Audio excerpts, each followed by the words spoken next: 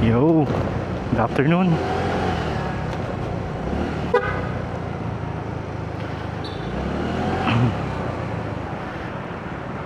As usual,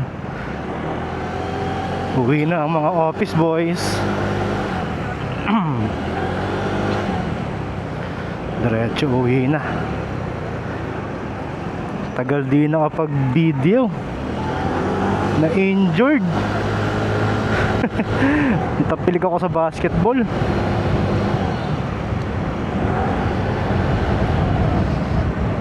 Grabe yung maga ng masapa.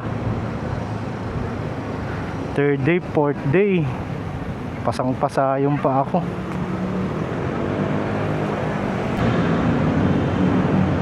Buti ngayon medyo okay na yung pa ako. Ewan ko lang kung makapaglaro ako sa Wednesday. May game kami sa Wednesday, Liga. Hopefully makalaro. Monday afternoon pala ngayon. Time check 5:06.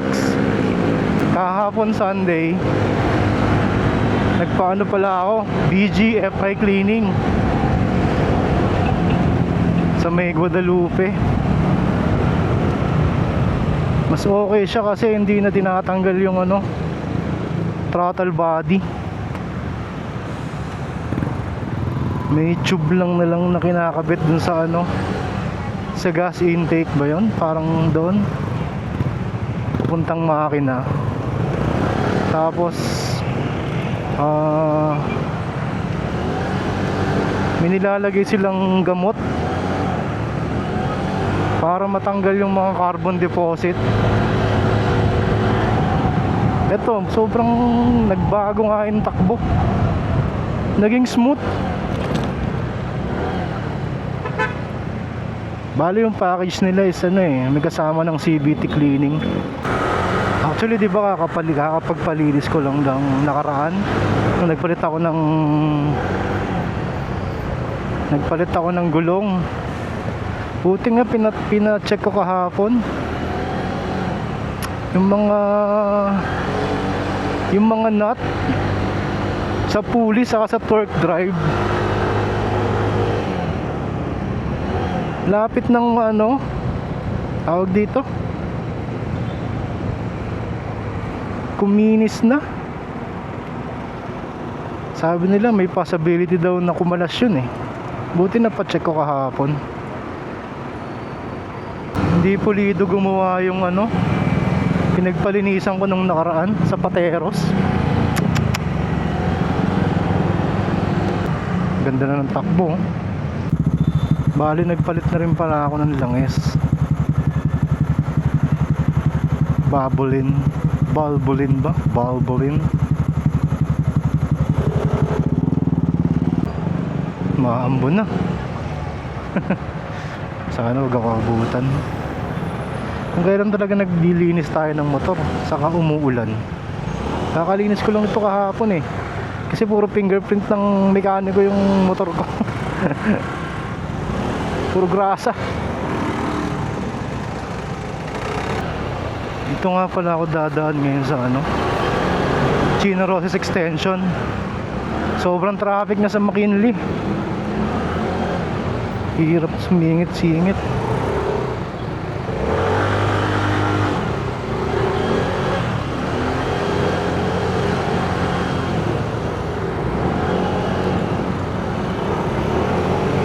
EDSA. Oh, bangga.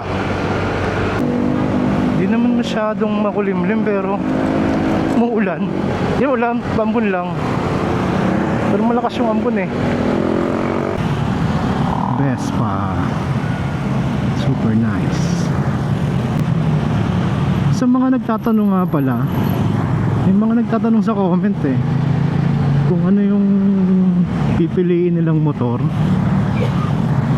Kung Gravis, Click, may Gear, may Bergman. Di naman ako expert sa pero sa akin lang yung kung anong prepared yung sakto sa riding nyo, yun ang kunin nyo. Wala namang perfectong motor eh. Lahat naman yan may flaws.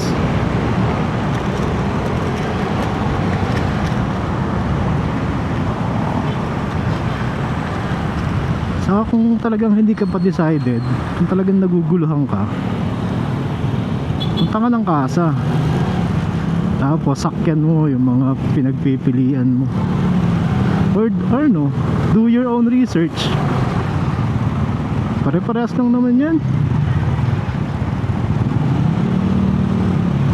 Nagkakaiba lang talaga sa riding experience. Pero kung ano, hindi naman issue sa inyo yung budget, go for higher CC. Mas mag-i-enjoy kayo. Pero kung tulad ko, na limited lang yung budget nung kukuha ng motor, nag-research muna ako para ano, para hindi ako naguguluhan. Wala namang perfectong motor eh. Lahat naman yan may mga issue. Hindi mo na mapapansin yung issue na yun pag gusto mo talaga yung motor. Tulad nitong Gravis, yung issue niya yung malakas sa gas. Hindi ko na naman siya iniinda. Malakas talaga sa gas compare sa ibang 125cc. Yung front shock niya ginawan ko ng solusyon, rear shock niya ginawan ko rin ng solusyon. Yung riding comfort niya wala akong masabi. Under seat storage wala rin akong masabi, sobrang laki. Gas tank na intake nasa unahan. Nung napilay nga ako, hindi na bumaba sa motor pag nagpapagas eh. Kasi talaga hindi ko kayang itukod yung kanan kong paa eh. Kaya pag nagpapagas ako, hindi na ako bumababa. Laking convenient dun. Basang-basa na ako. Dito nga pala tayo dumaan sa Chino Cross Extension. Tapos ayoko mag-service road eh. Baka ako kaliwa ako sa Loton Avenue. Gasti oh.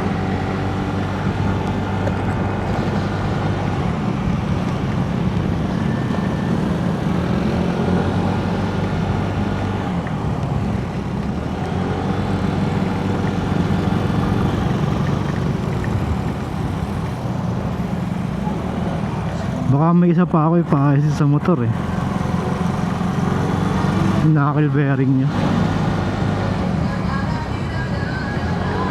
Kusa kasing lumiliko ng kanan. Mabigat yung kanan nya. Yun oh. Oh, ayun oh.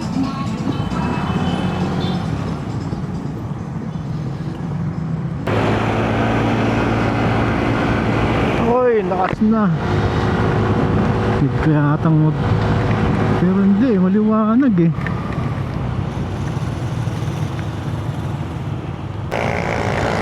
Maliwanag pero umuulan.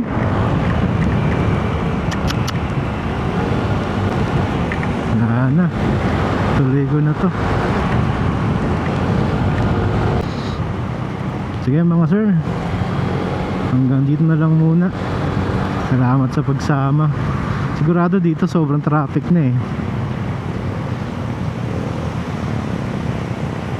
Maraming salamat po. Thank you, bye bye.